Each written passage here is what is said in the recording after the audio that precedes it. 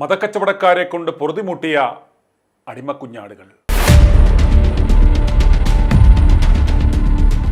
മനുഷ്യൻ ഇന്ന് ഏറ്റവും കൂടുതൽ ദുരുപയോഗിക്കുന്ന, ഏറ്റവും കൂടുതൽ ചൂഷണത്തിനും തട്ടിപ്പിനും പ്രയോഗിക്കുന്ന ഒരു വാക്കുണ്ട്. ആ വാക്കാണ് വിശ്വാസം. ദൗർഭാഗ്യകരമെന്ന് പറയട്ടെ, ഇന്ന് മനുഷ്യൻ്റെ ഏറ്റവും മനസ്സമാധാനം കെടുത്തുന്ന പദം ഏതെന്ന് ചോദിച്ചാലും അതിനുള്ള ഉത്തരം വിശ്വാസം എന്നത് തന്നെയാണ്. വിശ്വാസവും പലതരത്തിലുണ്ട്. നല്ല വിശ്വാസവും അന്ധവിശ്വാസവും അന്ധവിശ്വാസവുമുണ്ട്. സ്വരത്തിൽ സാമ്യമുണ്ടെങ്കിലും വ്യത്യസ്തമായ അർത്ഥങ്ങളെ ഉൾക്കൊള്ളുന്ന പദങ്ങളാണിവ.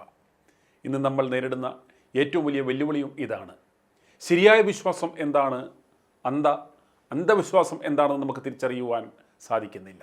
അച്ചടി മികവ് കൊണ്ട് കള്ളനോട്ടിനെ തിരിച്ചറിയുവാൻ സാധിക്കാത്തതുപോലെ ശരിയായ വിശ്വാസവും അന്ധവിശ്വാസവും നമുക്ക് തമ്മിൽ തിരിച്ചറിയുവാൻ കഴിയാതെ പോകുന്നു. നമ്മുടെ വിശ്വാസം ഏത് ഗണത്തിൽപ്പെടും എന്ന് നമുക്ക് പോലും തിരിച്ചറിയുവാൻ സാധിക്കാത്ത അവസ്ഥ. വിശ്വാസത്തെക്കുറിച്ച് മതഗ്രന്ഥങ്ങൾക്ക് അവരുടേതായ നിർവചനങ്ങളുണ്ട്, കാഴ്ചപ്പാടുകളുണ്ട്, വ്യാഖ്യാനങ്ങളുണ്ട്.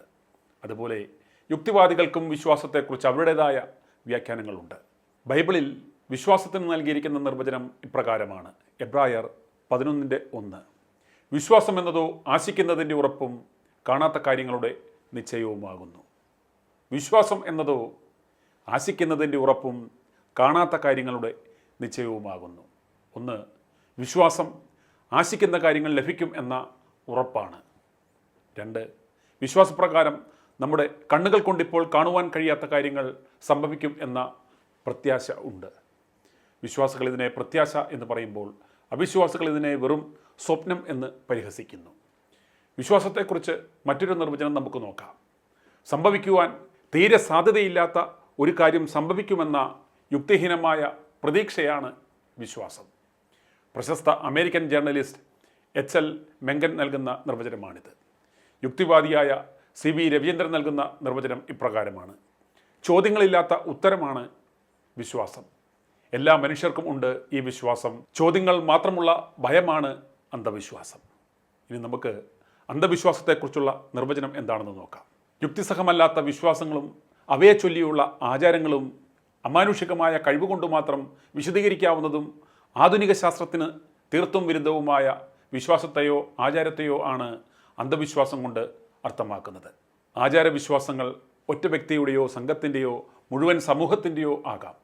ഇവയിൽ ഏറിയ കൂറും മതത്തോടും സംസ്കാരത്തോടും ബന്ധപ്പെട്ടിരിക്കുന്നു. ഒരു വിഭാഗം അന്ധവിശ്വാസമായി കരുതുന്ന വിശ്വാസവും ആചാരവും മറ്റൊരു വിഭാഗം അങ്ങനെ കാണണമെന്നില്ല.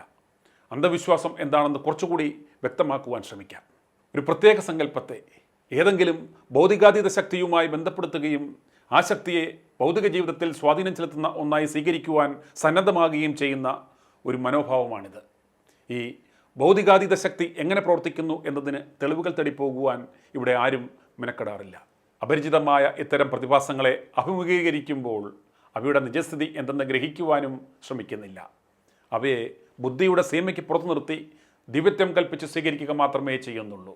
ഈ മാനസിക ഭാവം മനുഷ്യരാശിയുടെ ശരാശരി ഉദ്ബുദ്ധതയിലും താഴെയുള്ള ഒന്നാണ്. ഇവിടെ യുക്തിചിന്തയ്ക്ക് സ്ഥാനമില്ല. അതിനാൽ അടിസ്ഥാനരഹിതവും മനുഷ്യ സമൂഹം എത്തിച്ചേർന്നിട്ടുള്ള ഭൗതിക നിലവാരത്തിന് നിരക്കാത്തതുമായ വിശ്വാസങ്ങളാണ് അന്ധവിശ്വാസങ്ങൾ എന്ന് പറയാം. മനഃശാസ്ത്രപരമായ ഈ അപഗ്രഥനം വെളിപ്പെടുത്തുന്നത് അന്ധവിശ്വാസത്തിൻ്റെ അടിസ്ഥാനം മാനസികമായ അപക്വതയാണ് എന്നത്രേ. പക്ഷേ നമ്മൾ സമ്മതിച്ചു കൊടുക്കുമോ? ഇല്ല. അടിച്ച് ഫിറ്റായി ലക്കുകെട്ട് കോപ്രായങ്ങൾ കാണിക്കുന്നവനോട് നിങ്ങൾ ഫിറ്റാണല്ലേ എന്ന് ചോദിച്ചാൽ അയാൾ പറയും, ഞാനല്ല, നിങ്ങളാണ് ഫിറ്റ് എന്ന്. ഏതാണ്ട് ഇതുപോലെ തന്നെയാണ് താനൊരു അന്ധവിശ്വാസിയാണെന്ന് സമ്മതിക്കുവാൻ ഒരാളും തയ്യാറല്ല. എന്നാൽ അന്യരിൽ അന്ധവിശ്വാസം കണ്ടെത്തുവാൻ ആർക്കും ഒരു വിഷമവുമില്ല. ഒരു പ്രത്യേക വംശത്തിൽപ്പെട്ടവർ, ഒരു പ്രത്യേക സംസ്കാരമുള്ളവർ, ഒരു പ്രത്യേക വീക്ഷണഗതി പുലർത്തുന്നവർ, പ്രത്യേക വിഭാഗങ്ങളിലുള്ളവർ, തങ്ങളുടേതിൽ നിന്ന് ഭിന്നമായ വശവും സംസ്കാരവും വീക്ഷണവും ഉള്ളവരെ അന്ധവിശ്വാസികൾ എന്ന് മുദ്രകുത്തുന്നു. ഒരു വ്യക്തിയുടെ വിശ്വാസം മറ്റൊരു വ്യക്തിക്ക് അന്ധവിശ്വാസമായി തോന്നിയേക്കാം. ഒരു കാലഘട്ടത്തിൻ്റെ വിശ്വാസം പിന്നീട് ഒരു കാലത്ത് അന്ധവിശ്വാസമായി മാറിയെന്ന് വരാം. അന്ധവിശ്വാസത്തിൻ്റെ മനഃശാസ്ത്രപരമായ മറ്റൊരു വശമാണിത്. ദൈവത്തെ പ്രസാദിപ്പിക്കുവാൻ ഒരു കാലത്ത് നരബലിയും മൃഗബലിയും നടത്തിയിരുന്നു എന്ന് ഇപ്പോൾ കേൾക്കുമ്പോൾ നാം അയ്യേ, അവർ അന്ധവിശ്വാസികൾ എന്ന് പറയും. കത്തോലിക്കാ സഭ തിരുശേഷിപ്പിനും വിഗ്രഹങ്ങൾക്കും പുണ്യാളന്മാർക്കും ദിവ്യത്വം കൽപ്പിക്കുന്നത് തികഞ്ഞ അന്ധവിശ്വാസമാണെന്നാണ് പ്രൊട്ടസ്റ്റന്റുകാർ അധിക്ഷേപിക്കുന്നത്. ഹിന്ദുക്കളുടെ ആചാരങ്ങളായ ശബദാഹം, അപരക്രിയകൾ എന്നിവയെ അഹിന്ദുക്കൾ അന്ധവിശ്വാസമെന്ന് വിളിക്കുന്നു. സാത്താനെ കല്ലെറിഞ്ഞോടിക്കുവാൻ ഫ്ലൈറ്റിൽ കയറി മിനയിൽ പോകുന്ന മുസ്ലിം വിശ്വാസികൾ അന്ധവിശ്വാസികളാണെന്ന് മറ്റൊരു കൂട്ടർ പറയുന്നു. സർവോപരി മതങ്ങൾ എല്ലാം തന്നെ അന്ധവിശ്വാസങ്ങളാണെന്ന് ഒരു മതത്തിലും വിശ്വസിക്കാത്ത ഒരാൾക്ക് തോന്നിയേക്കാം. ചരിത്രപരമായി നോക്കിയാൽ പ്രപഞ്ചത്തെപ്പറ്റിയും അതിൻ്റെ ഉത്പത്തിയെപ്പറ്റിയും പ്രതിഭാസങ്ങളെപ്പറ്റിയും കൂടുതൽ ശാസ്ത്രീയമായ അറിവ് വികസിക്കുന്നതോടെ അന്ധവിശ്വാസങ്ങൾ കുറഞ്ഞു വരുന്നതായി കാണാം എന്നാണ് വെപ്പ്. പക്ഷേ ചൊവ്വയിൽ സ്പേസ് സ്റ്റേഷൻ സ്ഥാപിക്കുന്നതിന് മുന്നോടിയായിട്ടുള്ള ഉപഗ്രഹം വഹിച്ചുകൊണ്ടുള്ള റോക്കറ്റ് വിക്ഷോഭിക്കുമ്പോഴും വിഘ്നങ്ങൾ ഉണ്ടാകാതിരിക്കുവാൻ നാം നാരങ്ങ അതിൻ്റെ കീഴെ വെക്കും, പറ്റിയാൽ 2 തേങ്ങയും ഉടയ്ക്കും. ഓരോരുത്തരുടെയും വിശ്വാസങ്ങളുടെ കെട്ടഴിച്ചാൽ മൂക്കത്ത് വിരൽ വെച്ച് ചോദിക്കും, ഇവനൊക്കെ മനുഷ്യനാണോടെ എന്ന്. അമ്മാതിരി പ്രാകൃതമായ നാറിയ വിശ്വാസങ്ങളും ആചാരങ്ങളും പേറി നടക്കുകയാണ് മനുഷ്യരാണെന്നും പറഞ്ഞ് നമ്മൾ. വിശ്വാസത്തിൻ്റെ പേരിൽ നമ്മളുടെ നാട്ടിൽ എന്തൊക്കെ പുകലുകളാണ്, എന്തൊക്കെ പേക്കുത്തുകളാണ് നടക്കുന്നത്. ദൈവത്തിൻ്റെ പ്രതിനിധികൾ ആണെന്ന് പറഞ്ഞ് പൂച്ചാണ്ടി ഡ്രസ്സുമിട്ട് ഒരു കൂട്ടർ, നൂൽബന്ധമില്ലാതെ കുളിയും നനയുമില്ലാതെ താടിയും മുടിയും വടിക്കാതെ പടക്കവും തൂക്കിയിട്ട് നടക്കുന്ന ആത്മീയാചാര്യന്മാർ, അതിൽ തൊട്ട് വന്ദിക്കുന്ന വിശ്വാസികൾ, ഇരുന്ന ഇരിപ്പിൽ സമാധിയാകുന്നവർ, നാട്ടുകാരെ പിടുങ്ങി തിന്നുന്ന അപ്പോത്തുലിയന്മാർ, അങ്ങനെ എന്തെല്ലാം ഐറ്റപ്പിഴകൾ. പാസ്റ്റർ പ്രാർത്ഥിച്ചത് കൊണ്ടാണ് താൻ ജഡ്ജിയായത് എന്ന് കരുതുന്ന ന്യായാധിപന്മാർ ഉള്ള നാടാണിത്. കേസന്വേഷണത്തിന് കൊല്ലപ്പെട്ടയാളുടെ ആത്മാവിനെ തിരിച്ചു വിളിച്ച് കേസന്വേഷിച്ച DGP ഉണ്ടായിരുന്ന നാടാണിത്. ഇവരുടെയൊക്കെ ഇടയിലിരുന്നാണ് നമ്മൾ സയൻറ്റിഫിക് ടെമ്പർ എന്ന അപരാധം പറയുന്നത് എന്നോർക്കണം.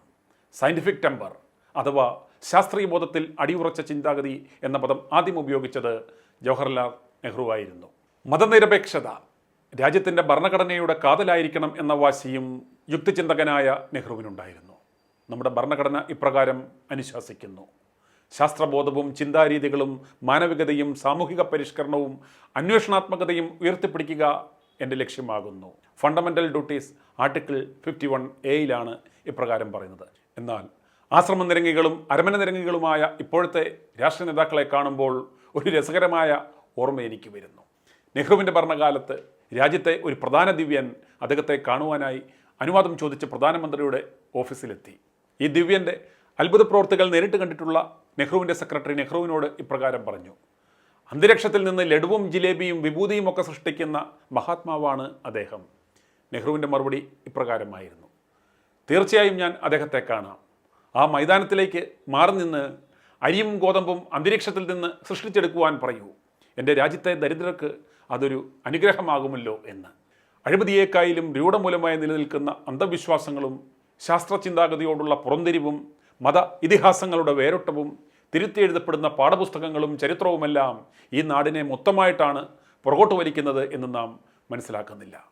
കഴിഞ്ഞ 78 വർഷമായി ഇന്ത്യയിൽ നിന്നും ശാസ്ത്രത്തിൽ ഒരു നൊബേൽ സമ്മാന ജേതാവ് പോലും ഉണ്ടാവാത്തത് ഈ സയൻറ്റിഫിക് ടെമ്പറിൻ്റെ അഭാവം മൂലമാണ്. അതേസമയം വല്ല കൊണ്ടിക്കോ കൂടോത്രത്തിനോ ബാധയൊഴിപ്പിക്കലിനോ നൊബേൽ സമ്മാനം ഉണ്ടായിരുന്നുവെങ്കിൽ എല്ലാ തവണയും നമ്മളത് നേടിയേനെ. പൊതുവെ യുക്തിവാദികൾ എന്ന് കരുതുന്ന കമ്മ്യൂണിസ്റ്റ് സർക്കാർ ഭരിക്കുന്ന ഈ കേരളത്തിൽ പോലും ഇന്ന് അന്ധവിശ്വാസങ്ങളും അനാചാരങ്ങളും പെരുകുവാൻ കാരണം എന്താണെന്ന് ചോദിച്ചാൽ അവർ ആ സത്യം മനസ്സിലാക്കി കഴിഞ്ഞു എന്നാണ്. സമൂഹത്തിൽ ഭൂരിപക്ഷം വിശ്വാസികളാണ് എന്ന് അവരുടേതായ മഹാസമുദ്രത്തിൽ കാണപ്പെടുന്ന ചെറു തുരുത്തുകൾ മാത്രമാണ് വിശ്വാസികളല്ലാത്തവർ എന്നവർ മനസ്സിലാക്കി കഴിഞ്ഞു. അവരെ തിരുത്തുവാൻ ശ്രമിച്ചാൽ 8ൻ്റെ പണി കിട്ടും എന്നവർക്കറിയാം. അതുകൊണ്ട് യാതൊരു തിരുത്തലിനും പോകാതെ അവരുടെ ആചാരങ്ങൾക്കും വിശ്വാസങ്ങൾക്കും അകമ്പടി സേവിച്ചാൽ യാതൊരു കുഴപ്പവുമില്ലാതെ അങ്ങ് പോകാം എന്നാണ് നിലവിലെ അന്തംകമ്മി താത്വികാചാര്യനായ കാറൽ ജയരാജിൻ്റെ കട്ടൻ കാപ്പിയും പരിപ്പൂടയും കിത്താപ്പിൽ പറയുന്നത്. മതവിശ്വാസികളെക്കാൾ 10 പൈസ കുറവുള്ള ഇനങ്ങളാണ് അന്തംകമ്മികൾ എന്ന് മനസ്സിലാക്കുക. അതുകൊണ്ട് ആവശ്യമില്ലാതെ അന്ധവിശ്വാസത്തിൽ നിന്നും അനാചാരങ്ങളിൽ നിന്നും സമൂഹത്തെ മോചിപ്പിക്കുവാൻ ശ്രമിച്ചാൽ വംശനാശമുണ്ടാകും എന്ന തിരിച്ചറിവുണ്ടായവരാണ് ഈ അന്തംകമ്മികൾ. ജനങ്ങൾ അന്ധവിശ്വാസത്തിലും അനാചാരത്തിലും തമ്മിലടിച്ച് പണ്ടാരമടങ്ങുമ്പോൾ ഇടയ്ക്ക് നിന്ന് റഫറി കളിക്കുന്നതാണ് നല്ലത് എന്ന് മനസ്സിലാക്കിയത് കൊണ്ടാണ് ബംഗാളിലെ അവസ്ഥ അവർക്ക് കേരളത്തിൽ ഇതുവരെ ഉണ്ടാകാത്തത്. ഓർക്കുക, മാനവരാശിയുടെ ഇതുവരെയുള്ള മുന്നേറ്റമുണ്ടായത് യുക്തിബോധത്തിലൂടെ ഓരോരോ കാലത്ത് നിലനിന്ന അന്ധവിശ്വാസങ്ങളെയും അനാചാരങ്ങളെയും നേരിട്ടുകൊണ്ടാണ്. അങ്ങനെയാണ് മുൻകാലങ്ങളിൽ നിലനിന്ന പല അന്ധവിശ്വാസങ്ങളെയും അനാചാരങ്ങളെയും ഉപേക്ഷിച്ച് അറിവിൻ്റെ ലോകത്തിലേക്ക് നീങ്ങുവാൻ സമൂഹത്തിന് കഴിഞ്ഞത്. ഈ പ്രക്രിയയിലൂടെയാണ് ഓരോ കാലത്തെയും അന്ധവിശ്വാസങ്ങളെയും അനാചാരങ്ങളെയും തള്ളിമാറ്റി പുതിയവയിലേക്ക് മാനവരാശി മുന്നേറിയിട്ടുള്ളത്. ഏത് പരിശുദ്ധാത്മാവ് ശക്തിയുള്ളവനാണെങ്കിലും മനുഷ്യദൈവമാണെങ്കിലും അവന് പറക്കുവാൻ ഇന്ന് ശാസ്ത്രം കണ്ടുപിടിച്ച ഫ്ലൈറ്റ് തന്നെ വേണം. ഹാർട്ട് അറ്റാക്ക് വന്നാൽ അവന് കാർഡിയോളജിസ്റ്റിൻ്റെ സഹായം കൂടിയേ തീരൂ എന്നും മനസ്സിലാക്കുക. വിശ്വാസമാവാം, അതിരുവിടരുത് എന്നാണ് എൻ്റെ അഭിപ്രായം. വിശ്വാസത്തിൻ്റെ പേരിൽ അവനവന് താല്പര്യമുള്ളതെന്തും ചെയ്യാം. മുട്ടിൽ നിൽക്കുകയോ തലകുത്തി നിൽക്കുകയോ നാക്കിൽ ശൂലം കുത്തുകയോ അണ്ണാക്കിൽ ഭസ്മം വാരിയിടുകയോ അരയിൽ ഒരു 5000 തകിടുകൾ പൂജിച്ച് കെട്ടുകയോ എന്തു വേണമെങ്കിലും ചെയ്യാം. അത് സ്വന്തം വീട്ടിൽ സ്വന്തം മുറിക്കകത്ത് കഥകടച്ചിരുന്ന് സ്വകാര്യമായി ചെയ്തു കൊള്ളണം. അതുമായി ഒരിക്കലും പുറത്തിറങ്ങരുത്. മതവും വിശ്വാസവും തികച്ചും സ്വകാര്യമായിരിക്കണം. ഇടുന്ന വേഷവിധാനത്തിൽ പോലും മതം കലർത്തുന്നവരെ നാം എന്ത് വിളിക്കണം? നമ്മളൊന്നും വിളിക്കേണ്ട, പുതിയ തലമുറ വിളിച്ചോളും. സഹിച്ചതിന് നന്ദി. i2i News, an eye for truth. i2i News subscribe ചെയ്തിട്ടില്ലാത്തവർ ഇപ്പോൾ തന്നെ സബ്സ്ക്രൈബ് ചെയ്യുക. നോട്ടിഫിക്കേഷൻ ലഭിക്കുവാൻ ബെൽ ബട്ടണും അമർത്തുക.